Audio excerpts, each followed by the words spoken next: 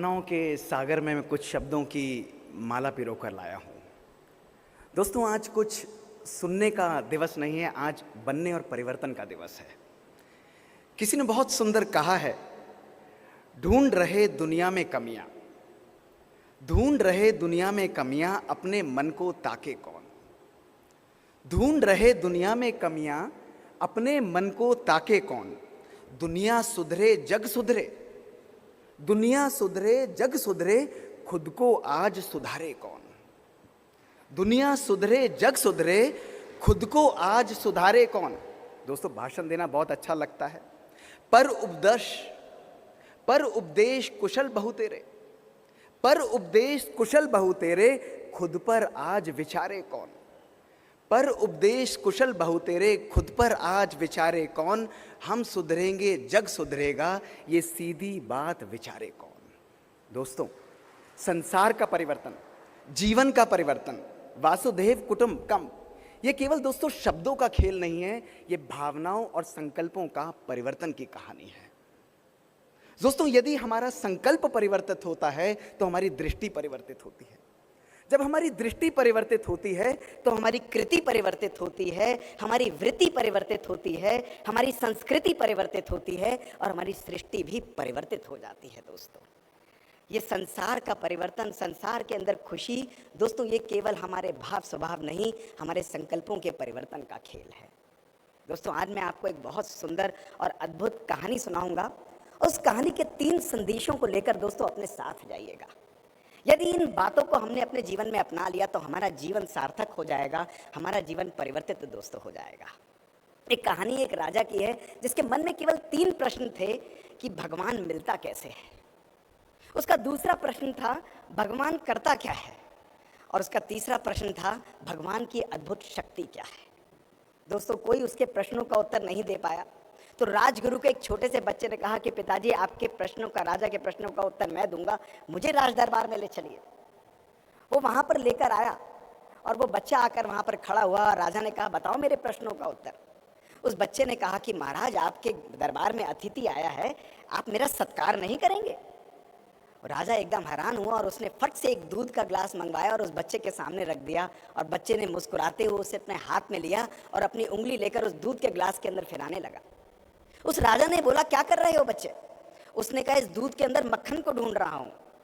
तो राजा हैरान, उसने कहा, इस दूध के अंदर मक्खन निकल सकता है लेकिन अभी दूध है ये।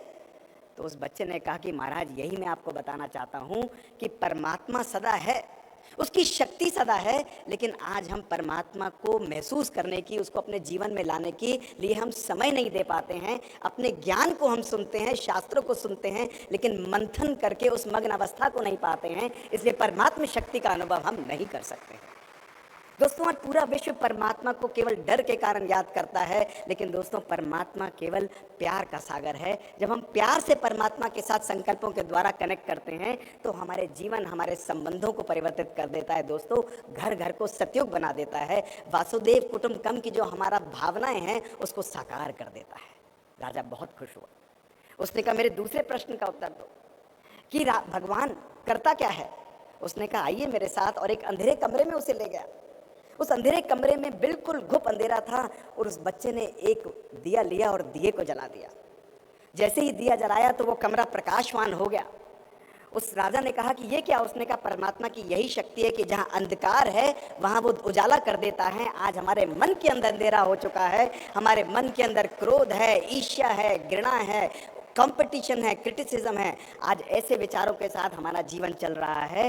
परमात्मा इन सब विकारों को, इन नेगेटिविटीज को समाप्त करके घर घर को उजागर कर देता है। जो जितना क्लोज परमात्मा के साथ होता है उतना ही उसको शक्तियों की प्राप्ति होती है। राजा हैरान हो गया, उसने उसे गले लगा लिया और उसने कहा, मेरे तीसरे प्रश्न का उत्तर दो। राज दरबार में आ गए थे तो राजा ऊपर बैठा था, बच्चा नीचे खड़ा था। बच्चे ने प्यार से कहा कि महाराज, आप अपने तीसरे प्रश्न का उत्तर मुझसे शिष्य बनकर पूछ रहे हैं या राजा बनकर पूछ रहे हैं? राजा का शर्म सिर से झुक गया और एकदम वो अपने गद्दी से उठा और गद्दी से उठकर नीचे आया और कहा कि बच्चे, आप ऊपर जाके बैठिए। बच्चे ने कहा, ठीक है, मैं ऊपर जाकर बैठता हूँ, और ऊपर जाकर वो बैठ गया। और राजा ने कहा, अब मेरे तीसरे प्रश्न का उत्तर दीजिए कि भगवान करता क्या है। उसने कहा अभी भी मुझे देने की उत्तर की जरूरत है। देखिए ना, आप नीचे हैं, मैं ऊपर हूं। भगवान राजा को रंक और रंक को राजा बनाने की शक्ति रखता है। दोस्तों, ये है परमात्मा की शक्ति। यदि आज हम परमात्मा को अपने जीवन में स्टीयरिंग व्हील की तरह नहीं दोस्तों, अगर स्पेयर व्हील की तरह नहीं, स्टीयरिंग व्हील की तरह यूज करते हैं उसकी शक्तियों को, तो हमारा जीवन परिवर्तित हो जाता है, हमारा जीवन श्रेष्ठ बन जाता है। दोस्तों, आज इस मंच से मैं केवल आपको एक संदेश देकर जाऊंगा। दोस्तों, ये जीवन के अंदर सम्मेलन होते रहेंगे, पॉलिसीज बनती रहेंगी दोस्तों, पत्र छपते रहेंगे, हम भागते रहेंगे, लेकिन दोस्तों आज जरूरत है अपने जीवन को परिवर्तन करने की, अपने जीवन को श्रेष्ठ बनाने की। और मेरा केवल एक संदेश है दोस्तों कि आज का ये दिन आपके जीवन का पहला दिन होगा। आज के बाद आप अपने जीवन को कैसे जिएंगे केवल आपके विचारों, आपके संकल्पों के ऊपर निर्भर करेगा। दोस्तों, एक विचार के परिवर्तन से ही हम अपने जीवन को परिवर्तन कर सकते हैं, अपने संसार को परिवर्तन कर सकते हैं। केवल 20 मिनट रोज परमात्मा के लिए निकालिए, अपने आप को शक्तिशाली बनाने के लिए निकालिए दोस्तों, तो वो दिन दूर नहीं जब घर घर सत्युग होगा और मन मन भी सत्युग होगा। शुक्रिया। ओम शांति।